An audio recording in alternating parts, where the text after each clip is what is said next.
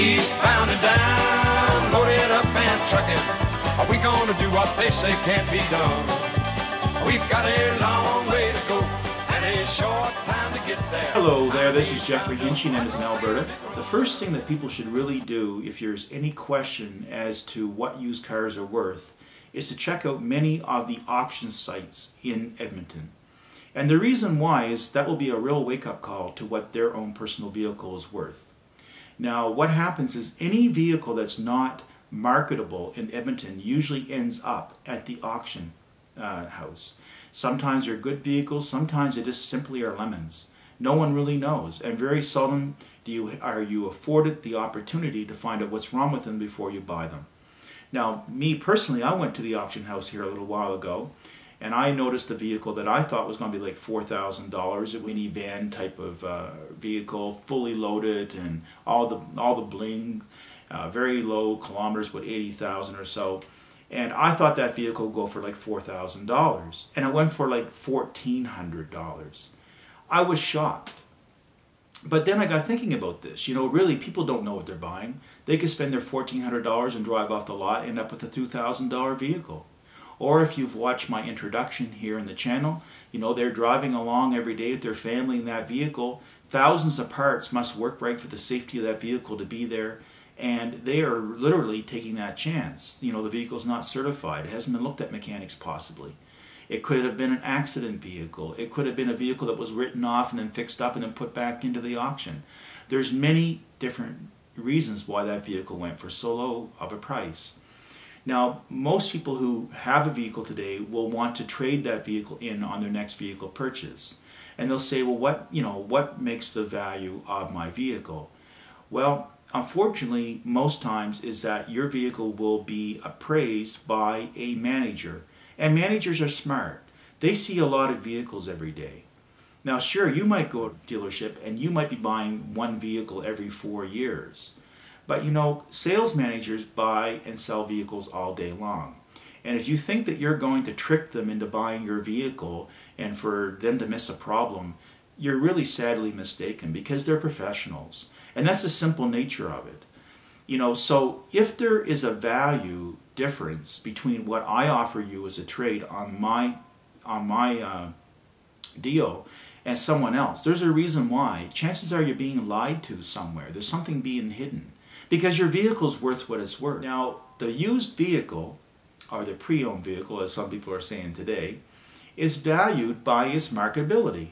If we can bring that vehicle into our dealership, and if we can do a modest amount of work on that vehicle and remarket that vehicle to someone so that they can be happy for 3 to 4 years, then your vehicle is worth something to us. If it's not marketable, if you haven't taken care of your vehicle, if you have done different things to your vehicle, if you've smoked to a point that we cannot put the proper kind of reconditioning into the fabric and take off the smoking smell, if you have had an accident and it hasn't been repaired in the proper manner, if you've been doing your own oil changes and stripped the little oil change plug in the bottom and not told anybody about it, or changed your own spark plugs and cross-threaded the spark plugs, you know, your vehicle is not worth resale. And that vehicle has to be sent to the auction because it's not worth a dealership's time to deal with it. Which means all we're going to get is that pathetically low price that people pay at auctions. Now, will all sales managers find out what's wrong with your vehicle? No. Many times they do make mistakes.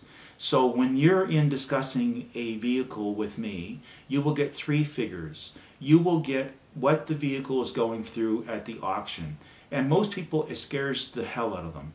And the reason why is because they were lied to on their previous deal. And they're living in a complete sense of unreal expectations, as where they thought that their low payments also meant how much their vehicle was really going down. And the second figure you're going to get is what my manager, based on his quick inspection of your vehicle, feels that he's going to be able to offer you in your vehicle and remarket it. And then he's going to have a third figure that says that he may go as high as that, depending on how much profit is still left in the vehicle that you're buying. You know, a lot of dealers in the past are not honest, and they will market somebody and they'll say, well, sure, your payments are only $200 a month, when really, with the depreciation and the kilometers that person's driving, they should have been spending $450 a month, knowing that that vehicle would eventually wear out.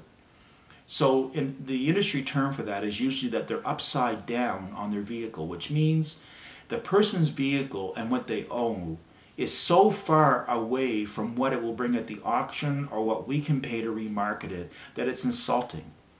And often the salesman who deals with that person has to inflate the price of a vehicle or put them into a vehicle that's been around on a lot that they can hide the value so they can give them on paper what they think is worth. I just don't like doing business that way.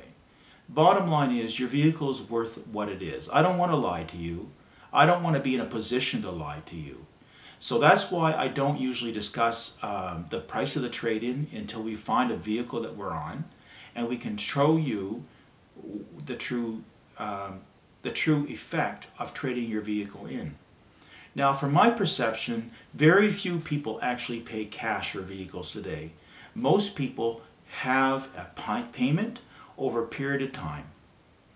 And either you can afford the vehicle that you're trying to get, or you can't. Now, if you can't afford the vehicle you're trying to get with all the features, that's fine, because maybe we can still get a payment that will match you. But please, keep in mind that in 4 years or 5 years when you trade that vehicle in, that you might be upside down on that vehicle. And that, our wizards in the finance department did get you approved.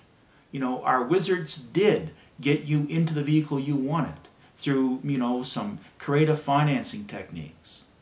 But in 4 or 5 years, you have to realize that you might be upside down and that you're only putting into advance a problem.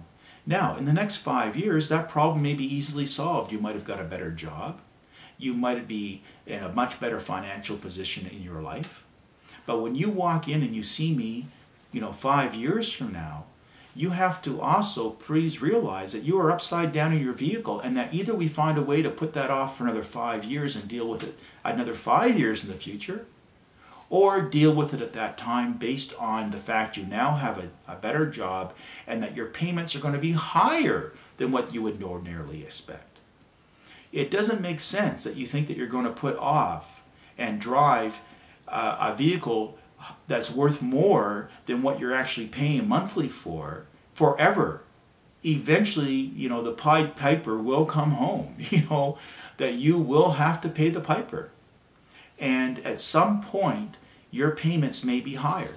Now, hopefully, I would prefer that that doesn't happen when you come to see me the first time, but it might. And at that moment, you can decide, do you want to deal with the situation of you owing too much on a vehicle that's worth too little at that moment? Or do you want to go to someone else who will just simply lie to you and delay the situation for another 5 years and make the problem that some other salesman 5 years from now can deal with? That's the simple reality of your used car valuation. Are we going to do what they say can't be done? We've got a long way to go and a short time to get there. I'm eastbound, just watch old bandit run.